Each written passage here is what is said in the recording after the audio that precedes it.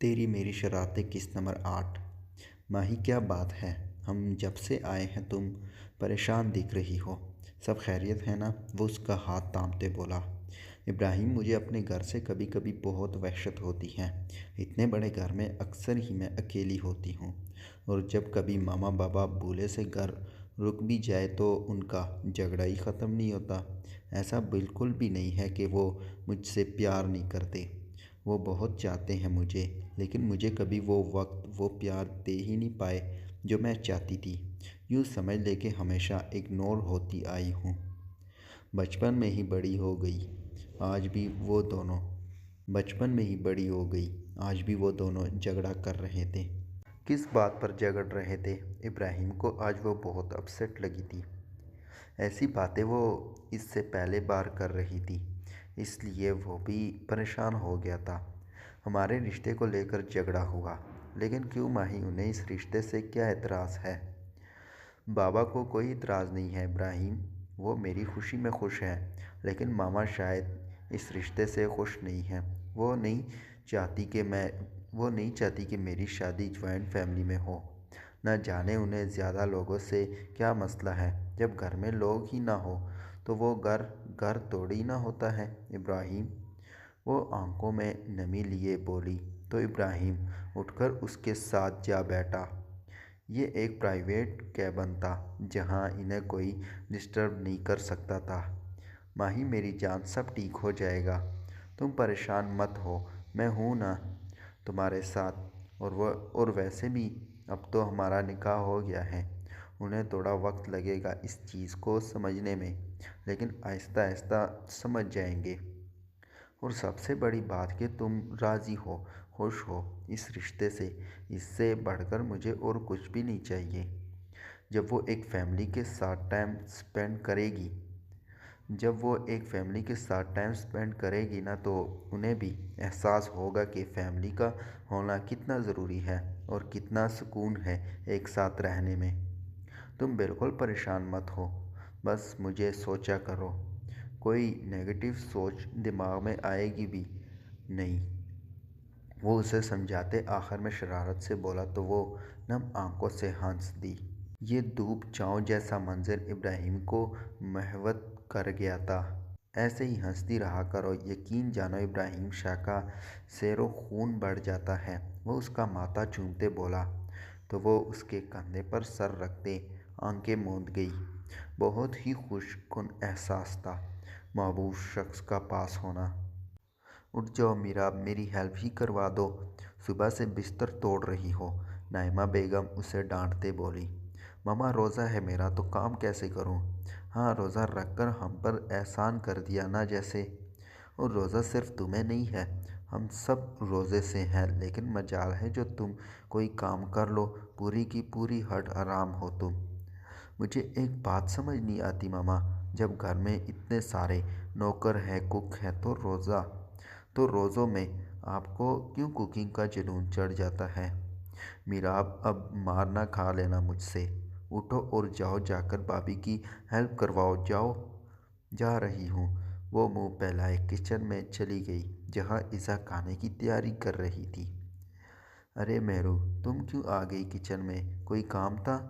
بھابھی، آپ کی جلاد ساس نے بھیجا ہے۔ بری بات میراب، وہ ماما ہے ہماری، ایسا نہیں کہتے، وہ اسے سختی سے ٹوکتے بولی۔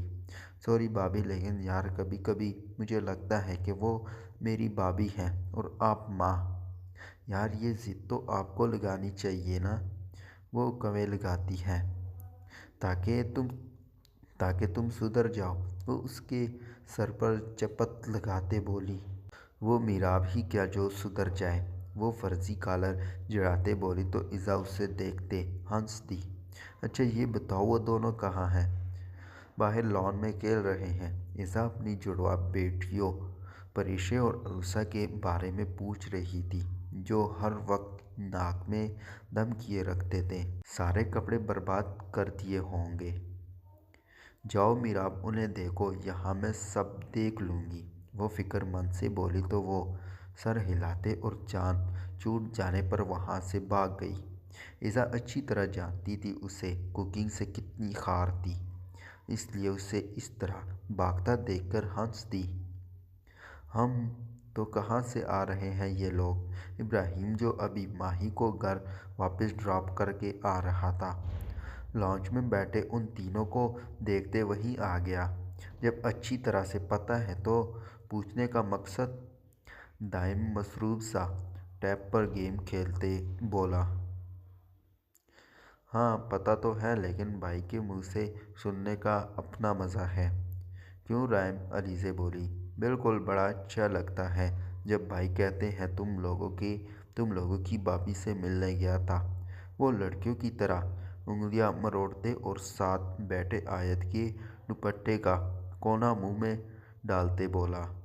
دفعہ ہو رائم، میرا دوپٹہ برباد کر دیا۔ آیت اس کے منہ سے اپنا دوپٹہ کھینچتے بولی۔ تم لوگوں کو مسخرے پن کے علاوہ کچھ نہیں آتا کیا؟ سدھر جاؤ تم لوگ، ابراہیم علیزے کے سر پر چپت لگاتے بولا۔ جو سدھر جائے وہ علیزے، آیت اور رائم نہیں، باقی شیطانوں کا ورژن ختم ہو جائے گا۔ سائم بھی کنپٹی پر انگلی رکھتے بولا تو رائم اسے گھورتے اس کی جانب بڑھا، لیکن اس سے پہلے وہ دونوں وہاں سے بھاگ گئے، جبکہ ابراہیم کا قہقہ بے ساختہ تھا۔ آیت اور علیزے کا بنا منہ دیکھ کر اس نے دونوں کو اپنے حصار میں لیا اور ان کا ماتھا چوم لیا۔ عروسہ پریشے، یہ کیا حال بنایا ہوا ہے تم دونوں نے اپنا؟ میراب باہر آئی تو دیکھا وہ دونوں ہی مٹی سے لتڑے کھڑے تھے۔ پھوپھو، ہم اپنی ڈول کا ہاؤس بنا رہے ہیں، یہ دیکھو کیسا ہے۔ وہ ایک خوبصورت سا گھر اسے دکھاتے بولے۔ واؤ، یہ تو بہت ہی پیارا ہے۔ وہ گھر دیکھ کر واقعی حیران ہوئی تھی کہ کیسے مٹی سے اتنا پیارا گھر بنایا تھا انہوں نے۔ میراب نے آگے بڑھ کر ان دونوں کو سینے سے لگایا اور پیار کیا۔ چلو اندر چلو، ورنہ ماما نے دیکھ لیا تو پٹائی ہو جائے گی۔ میں جلدی سے چینج کروا دیتی ہوں آپ دونوں کو۔ وہ ان دونوں کو لیتے اندر بڑھ گئی۔ بریدہ کمرے میں کھڑی وارڈروب سیٹ کر رہی تھی جب رائم اور علیزے وہاں آئے۔ تم دونوں یہاں؟ خیریت؟ آج کیسے راستہ بھول گئے تم دونوں؟ بس چاچی آپ کی اور چاچو کی محبت کھینچ لائی، رائم بختیار شاہ کے پاس بیٹھتے بولا، وہ جو لیپ ٹاپ پر کوئی کام کر رہے تھے۔ اچانک ان دونوں کے آنے سے ان کے اندر خطرے کی گھنٹی بجی۔ اچھا، بڑی بات ہے کہ تم دونوں کو ہماری محبت یہاں کھینچ لائی، بختیار شاہ لیپ ٹاپ بند کرتے بولے۔ چاچو، دراصل ہمیں کچھ پوچھنا تھا چاچی سے، اس لیے آپ لوگوں کو ڈسٹرب کیا، علیزے نے کہا تو بریدہ بھی الماری بند کرتے اس کے پاس بیڈ پر آ بیٹھی۔ کیا بات ہے علیزے؟ وہ سنجیدگی سے مخاطب ہوئی۔ چاچی، دراصل ہمیں پوچھنا یہ تھا کہ اس دن آپ نے چاچو کو کمرے سے باہر کیوں نکالا؟ نہ صرف اس دن بلکہ ہر دوسرے دن ہی وہ گیسٹ روم میں سوتے ہیں یا پھر باہر لانچ میں، ایسا بھی کیا کرتے ہیں کہ کمرہ بدر ہو جاتے ہیں؟ علیزے بولی تو بریدہ جو سنجیدگی سے اس کی بات سن رہی تھی، بات مکمل ہوتے ہی مسکراہٹ دبا گئی، جبکہ بختیار شاہ اچھے خاصے بوکھلا گئے تھے۔ بتا تو میں دوں گی علیزے، لیکن مجھے یہ بتاؤ کہ انہوں نے تم لوگوں کو کیا بتایا؟ وہ بختیار شاہ کی طرف اشارہ کرتے بولی۔ چاچی، انہوں نے جو بتایا آپ مان لیں گی کہ وہی بات تھی، علیزے ایک نظر بختیار شاہ کو دیکھتے بولی جو بوکھلائے ہوئے نظر آ رہے تھے، جبکہ ساتھ بیٹھا رائم ان کی حاجت سے لطف اندوز ہو رہا تھا۔ ماننا یا نہ ماننا تو بعد کی بات ہے، فی الحال تم ریزن بتاؤ مجھے جو انہوں نے تم لوگوں کو بتائی۔ چاچی، دراصل انہوں نے بتایا کہ آپ نے ان کو اپنی ٹانگیں دبانے کا کہا اور بدلے میں انہوں نے انکار کر دیا تو آپ نے انہیں کمرے سے نکال دیا، رائم نے تیلی لگائی، جبکہ بختیار ہونکوں کی طرح اسے دیکھ رہے تھے۔ یہ سب تو رائم نے خود کہا تھا تو اب الزام ان پر کیوں لگا رہا تھا بختیار؟ بریدہ صدمے سے بس ان کا نام ہی لے سکی۔ اتنی بری امیج بنائی گئی تھی ان کی سب کے سامنے، سب کیا سوچیں گے کہ بریدہ یہ سب کرتی ہے؟ رائم، میں نے ایسا کب کہا؟ وہ بریدہ کے خونخوار تھے اور دیکھ کر بولے۔ چاچو، اب جھوٹ تو مت بولے آپ، خود ہی اس دن کہہ رہے تھے، آپ بتائیں علیزے؟ ہاں رائم بالکل ٹھیک کہہ رہے ہیں چاچی، چاچو نے یہی بتایا تھا ہمیں، کیا یہ سچ ہے؟ وہ رائم کا ساتھ دیتے آخر میں آنکھیں ٹپ ٹپاتے بریدہ سے بولی، ایسا کچھ نہیں تھا علیزے، بس شاپنگ کرانے کا وعدہ کیا تھا اور پھر ہمیشہ کی طرح بھول گئے تو اس لیے ناراض تھی، ورنہ ایسا ویسا کچھ نہیں ہے۔ وہ بچوں کے دل میں اپنا برا امیج بالکل نہیں بنانا چاہتی تھی، اس لیے سچ بتا دیا۔ جبکہ شوہر نامدار کو خوب گوریوں سے نوازا جا رہا تھا۔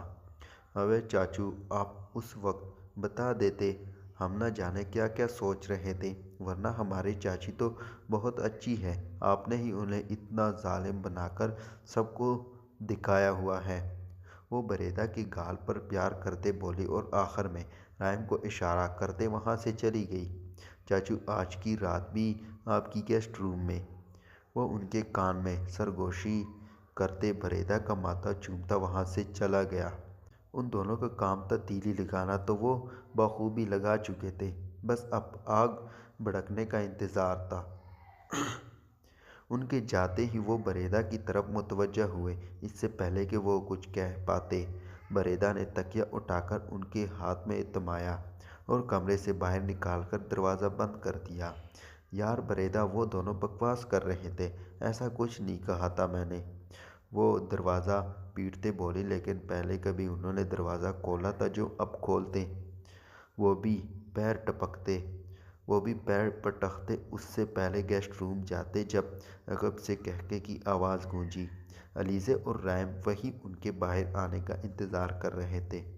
وہ دانت پیستے ان کی طرف بڑھے جب وہ جلدی سے وہاں سے بھاگ گئے تھے۔ تم جیسی اولاد ہو نہ اگر کسی گھر میں، وہاں سوتنوں، ساسوں اور نندوں کی کوئی ضرورت بھی نہ ہو۔